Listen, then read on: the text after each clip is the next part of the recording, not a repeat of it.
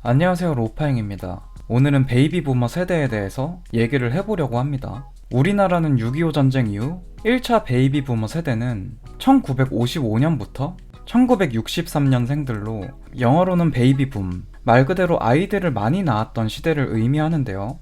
대한민국에서 이 시기에 태어난 인구가 약 710만 명이나 됩니다. 2차 베이비 부머 세대는 1964년생부터 1974년생으로 약 954만 명에 육박하며 전체 인구의 18.6%를 차지합니다. 1차 세대보다 2차 세대가 훨씬 더 많은 규모네요. 1차, 2차 세대를 합산하면 총 1659만 명으로 대한민국 인구의 31.7%입니다. 현재는 정치부터 경제, 사회적으로 현역에 뛰고 계시는 기성세대분들이 속하죠. 한국 사회에서 중요한 경제적, 사회적 역할을 하고 있습니다. 이 세대는 한국이 본격적인 경제 성장을 이루는 과정의 중심에 있었으며 동시에 다양한 분야에서 적극적으로 경제 활동을 했습니다. 하지만 현재는 전례 없는 대규모 인구의 은퇴가 한국에서 시작되었습니다. 향후 10년간 약 1000만 명에 육박하는 은퇴자가 쏟아질 것이라고 예상하고 있는데요. 전체 인구의 18.6% 은퇴를 예고했으니 경제 성장률은 함께 하락할 가능성이 있습니다. 이들의 법정 은퇴 연령인 60세에 도달하는 시기는 지난해부터 2034년까지 10년에 걸쳐 이어지는 추세입니다. 통계청 자료를 보니 1차 베이비 부머의 자산은 가구당 6억 5천만 원으로 나왔습니다. 은퇴 세대의 자산 80% 이상이 부동산에 묶여있고 상속, 증여 및 양도세의 부담으로 현금 흐름이 꽉 막힌 돈맥 경화 현상이 있는데요. 실버 세대의 자산 중에서 부동산의 비중은 미국이나 일본, 영국 같은 주요 선진국보다 무려 2배 이상 높은 특징이 있습니다. 2차 베이비 부머 세대는 부모님을 모시고 자식들을 대학까지 다 가르치다 보니 저축한 자산이 없으신 분들이 많습니다. 가족 부양과 노후 준비를 동시에 해야 하는 상황이고 금융자산과 실물자산을 활용해 추가 현금 흐름을 확보해야 하는데 대부분의 돈이 부동산에 묶여 있으니까 이마저도 쉽지가 않은 상황입니다. 가족 부양 중인 응답자는 약 79%였고요. 그러다 보니 10명 중 7명은 은퇴 후에도 계속 일하기를 희망했습니다.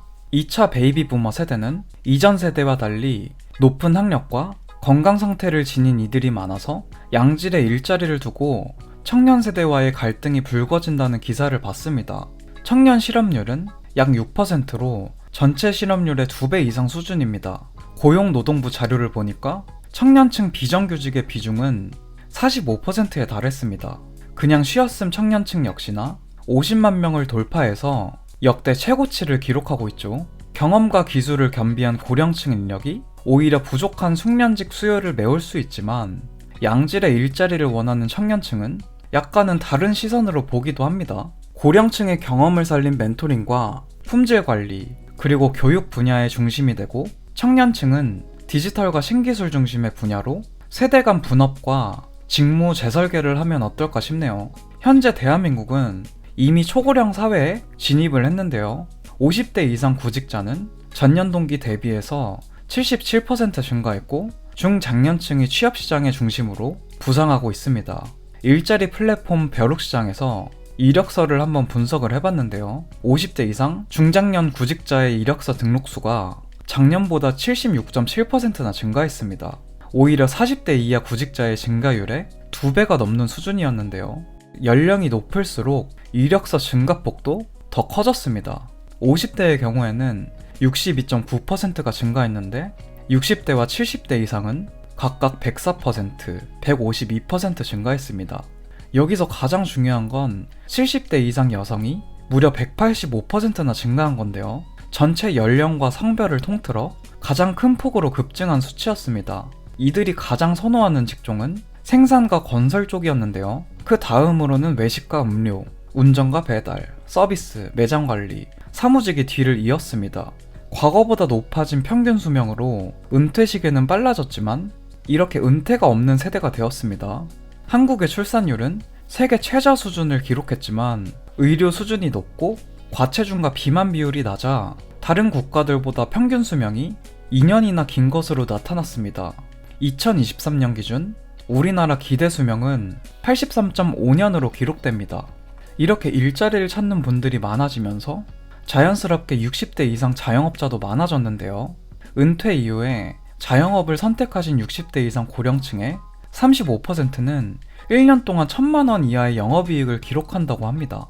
타 연령대에 비해 수익성이 현저히 떨어지는 수치인데요. 원인으로는 부족한 창업 준비로 진입장벽이 낮은 취약 업종에 진입을 많이 하셨고, 빠른 트렌드의 변화를 빠르게 캐치하지 못한 사업 아이템이 많았습니다. 일단 우리나라 자영업은 구조적으로 문제가 있는데요. 자영업자 비중이 경제 규모에 비해 매우 큰 편에 속합니다.